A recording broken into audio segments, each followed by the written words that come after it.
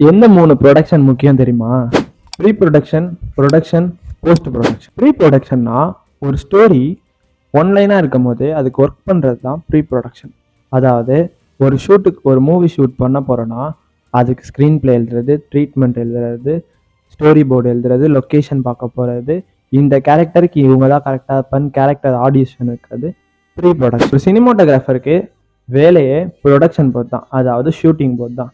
சில cinematographers pre ப்ரொடக்ஷன்லேருந்தே வேலை செய்வாங்க. லொக்கேஷன் பார்க்க போகிறது, ஸ்டோரி போர்டு எழுதும் போது இந்த ஃப்ரேம் வேணும், லென்ஸ் வேணும், அதெல்லாம் அங்கேயே டிசிஷன் பண்ணி தான் ஷூட்டுக்கு வருவாங்க. அப்போ அவங்களுக்கு ஷூட் பண்ணும்போது இன்னும் கொஞ்சம் ஈஸியாக இருக்கும். சினிமாட்டோகிராஃபர் பொறுத்த வரைக்கும் வேலையே ப்ரொடக்ஷனில் தான். போஸ்ட் ப்ரொடக்ஷன்றது அந்த படத்தை எடுத்து முடிச்சோடனே எடிட்டிங் பண்ணுறது, டப்பிங் பண்ணுறது, மியூசிக் ஆட் பண்ணுறது, எந்தெந்த சீன் வேணும் எந்தெந்த சீன் வேணான்னு எடுத்து எடிட் பண்ணுறது, அதுக்கப்புறம் அந்த அந்த படத்தோட ப்ரொமோஷன், இதெல்லாம் தான் போஸ்ட் ப்ரொடக்ஷனில் வரும்.